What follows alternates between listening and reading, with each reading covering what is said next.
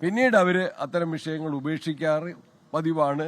CPM-ന്റെ ഒരു വലിയേട്ടൻ മനോഭാവമാണ് LDF-ൽ ഇപ്പോൾ നടപ്പിലായിക്കൊണ്ടിരിക്കുന്നത്. ഈ കാര്യത്തിൽ CPI മാത്രം നിലപാട് സ്വീകരിച്ചാൽ പോരാ, മറ്റ് LDF കക്ഷികളും അഭിപ്രായം പറയണം. LDF-ൽ ചർച്ച ചെയ്യാനോ ക്യാബിനറ്റിൽ ചർച്ച ചെയ്യാനോ തയ്യാറുണ്ടോ എന്ന് മാർക്സിസ്റ്റ് പാർട്ടി മുഖ്യമന്ത്രിയും വ്യക്തമാക്കണം.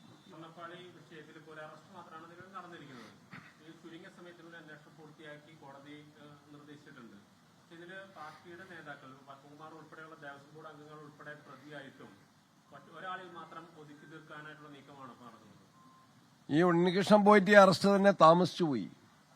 കോടതി 6-ാം തീയതി വിധി പ്രഖ്യാപിച്ചതാണ്. ആദ്യം അദ്ദേഹത്തെ ചോദ്യം ചെയ്ത് വിട്ടയച്ചു.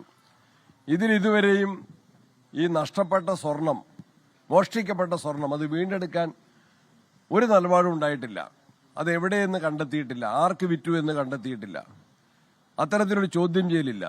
ഒരു മോഷണ കേസിൽ ഏറ്റവും പ്രധാനപ്പെട്ടത് തൊണ്ടി മുതൽ കണ്ടെത്തുക. പ്രതികളുടെ സ്റ്റേറ്റ്മെന്റിന്റെ അടിസ്ഥാനത്തിൽ കുറ്റസമ്മത മൊഴിയാണെങ്കിൽ അതിന് നിയമപരമായ സാധ്യത കിട്ടണമെങ്കിൽ പോലും തൊണ്ടി മുതൽ കണ്ടെത്തണം. ആ തൊണ്ടി മുതൽ കണ്ടെത്താനുള്ള ഒരു നടപടിയും സ്വീകരിച്ചിട്ടില്ല. അതുപോലെ രാഷ്ട്രീയ നേതൃത്വത്തിന് ഉത്തരവാദിത്വമുണ്ട്. ദേവസ്വം ബോർഡ് അധികാരികൾ, ഭരണാധികാരികൾ, രാഷ്ട്രീയ കാരണങ്ങളാൽ നിയമിക്കപ്പെട്ടവർ അവരുടെ പങ്കാളിത്തത്തോടും അറിവോടും കൂടിയാണ് ഇന്ന് നടന്നിട്ടുള്ളത് എന്ന് വളരെ വ്യക്തമാണ്. പോലീസ് തന്നെ കോടതിയിൽ സമർപ്പിച്ചിട്ടുള്ള റിമാൻഡ് റിപ്പോർട്ട്, ഉണ്ണികൃഷ്ണൻ പോറ്റിയുടെ റിമാൻഡ് റിപ്പോർട്ടിൽ തന്നെ എന്താണ്, ഇത് ഈ വർഷം 2025 കഴിഞ്ഞ മാസം 27-ാം തീയതി വരെ നടന്ന സംഭവം എന്നാണ്.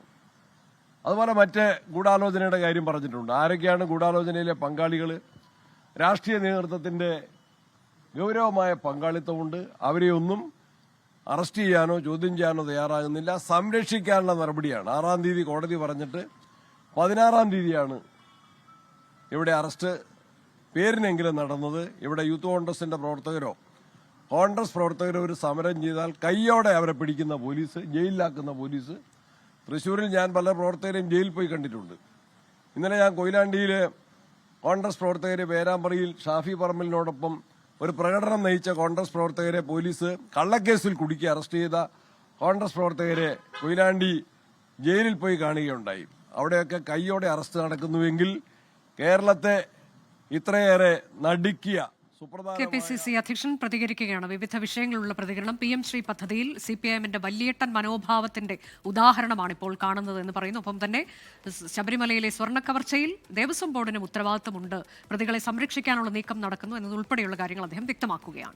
ലോകത്തെവിടെയായാലും ഏത് സമയത്തും 24 വാർത്തകളും ഓഗ്മെന്റഡ് റിയാലിറ്റി പാക്കേജുകളും എക്സ്പ്ലെയിനറുകളും വിശദമായി കാണാൻ ഞങ്ങളുടെ YouTube ചാനൽ നിങ്ങൾക്ക് സബ്സ്ക്രൈബ് ചെയ്യാം.